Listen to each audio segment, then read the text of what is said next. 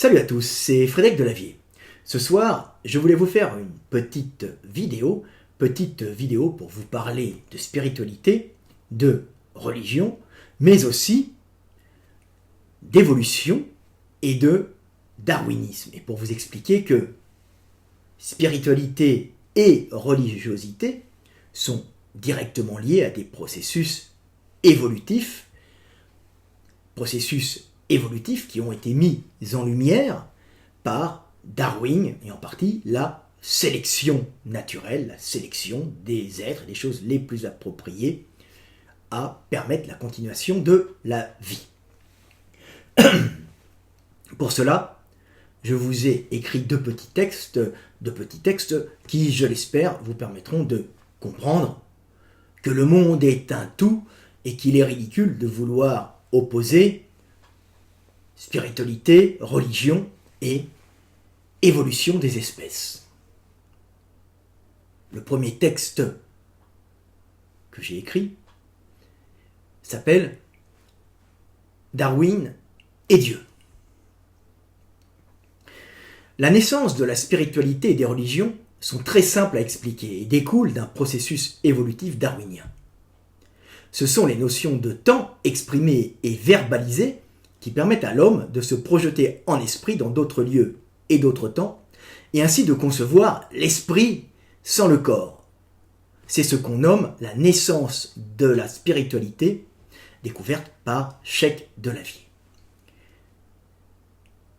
Cette spiritualité est intrinsèquement liée à la bipédie en savane, pratiquée par nos ancêtres, et au pointage directionnel par les membres supérieurs, qui permettait d'exprimer par le geste où on allait et d'où on venait, c'est-à-dire le futur et le passé.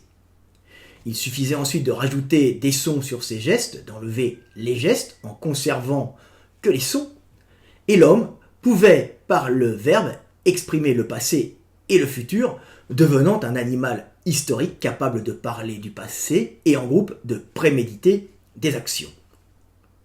Particularité rare dans le monde animal, qui lui ouvrit les portes de la spiritualité. Animal humain capable de raconter des histoires, mais aussi capable de concevoir son esprit décorporé, survivant à la mort et à la décomposition des chairs. Animal humain capable ainsi de concevoir l'esprit des morts, l'esprit des choses et des lieux, l'esprit des forces invisibles qui régissent le monde, qui deviendront les dieux, et enfin Dieu, l'esprit créateur de toutes choses. C'est donc par un principe darwinien lié à l'évolution des espèces et à la conservation des caractères favorables à la survie que Dieu se révèle à lui-même. Révélation se réalisant donc par l'intermédiaire des lois de la physique générant le monde et la conscience. Notre conscience, la conscience de Dieu. Le deuxième petit texte que je vous ai écrit s'appelle Principe darwinien et société religieuse. Si une société religieuse permet aux hommes de se reproduire et de coloniser le monde, ce système religieux est donc plus efficace. Que ces dogmes soient basés sur, et donc efficace, que ces dogmes soient basés sur une réalité physique ou sur l'imagination fertile des hommes. Si une société laïque voit sa démographie chuter dramatiquement et sa population être remplacée par une population d'individus unis et cadrés par une religion, c'est que cette société laïque est incompatible avec la vie, même si la science qu'elle vénère a pour fonction de comprendre la réalité du monde. L'important pour les hommes n'est donc pas d'être religieux ou athées, mais de vivre dans une société qui permet aux individus de s'accoupler et de se reproduire pour que perdure la vie et la conscience du monde en nous tous. Et si une société religieuse est plus efficace qu'une société laïque pour permettre le renouvellement des générations, comme on peut le voir dans certains États occidentaux, il est donc sage de devenir momentanément religieux. Voilà. Alors, ce dernier petit texte vous montre tout simplement que la religion a un avantage parfois certain sur la possibilité qui est donnée aux hommes de mieux se reproduire et de mieux coloniser l'espace et le temps. Et si des sociétés laïques échouent dans ce domaine, par les lois de la sélection naturelle, elles seront remplacées par des sociétés religieuses qui cadreront mieux les hommes par des lois religieuses, une morale religieuse, des interdits, des obligations, qui même s'ils peuvent paraître stupides et s'accrochent à des dogmes issus d'histoires mythifiées qui ne se basent pas sur la réalité, elles permettent tout de même une meilleure reproduction des individus et une meilleure conservation du groupe et extension de ce groupe, par les principes de la sélection naturelle que Darwin a inscrit dans son livre. Il ne les a pas découverts, il n'était pas le seul à l'avoir découvert, mais il est un des premiers à l'avoir réellement noté. Donc ça s'applique aussi aux religions.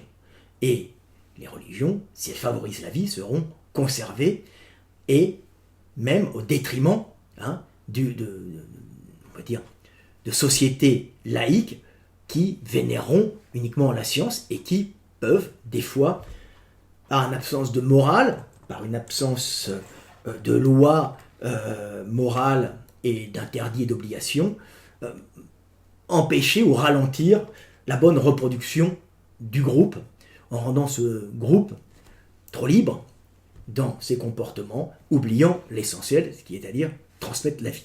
Mais toutes les religions on va dire, mais toutes les sociétés laïques ne sont pas comme une grande partie des sociétés occidentales en pleine chute démographique. Il y a des sociétés laïques qui ont parfois réussi des explosions démographiques. Tout ça varie en fonction du milieu et ce n'est pas une loi fixe. Ce qui est le plus efficace, c'est ce qui est plus efficace et ce qui permet de mieux transmettre la vie se conserve au détriment de ce qui est moins efficace pour la transmission de la vie. Mais par exemple, la société chinoise communiste est une société qui a favorisé à un certain moment une explosion démographique et qui a dû même contrôler cette explosion démographique alors que c'était une société laïque et non religieuse.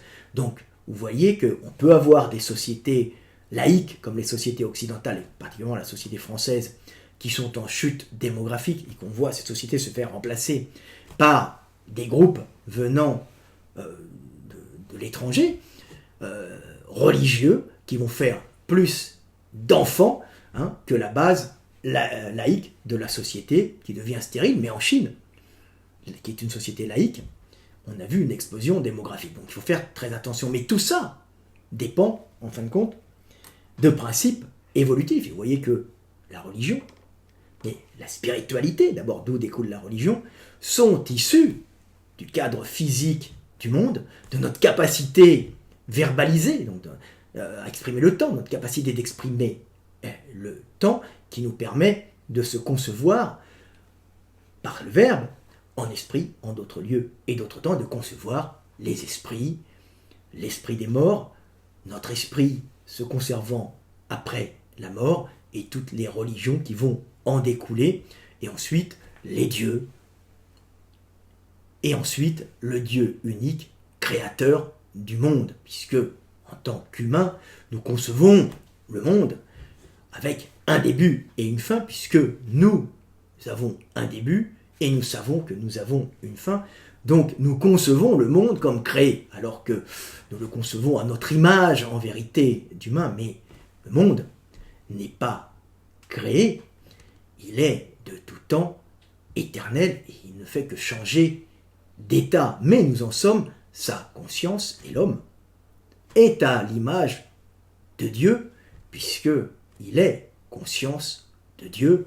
Et quand je le dis toujours, quand vous regardez un ciel étoilé, vous vous regardez vous-même, et c'est ce monde gigantesque qui pense en vous, mais qui pense en tout homme. Et quand un homme meurt quelque part, un autre naît, mais c'est toujours ce grand tout qui pense en vous, donc vous êtes conscience du monde ou conscience de Dieu, Dieu se révélant à lui-même, puisque en nous, le monde prend conscience de son existence, et comme je le dis toujours, si nous n'étions pas là, ce monde infini n'aurait aucune conscience de son existence, et donc n'existerait pas. Et le monde, tel que nous le percevons, n'existe en fin de compte que dans notre tête, puisque le monde n'est fait que de particules et énergétiques, n'est fait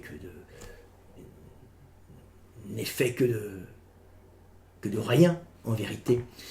Le monde est conscience, le monde est énergie, et plus on rentre dans la matière, moins on la trouve, et moins on arrive à la définir. Voilà.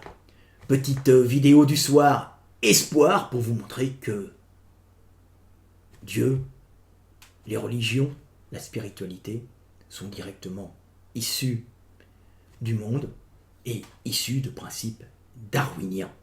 Voilà, et que tout est lié. C'était Fred Delavier, je vous aime et paix sur terre mes frères et sœurs.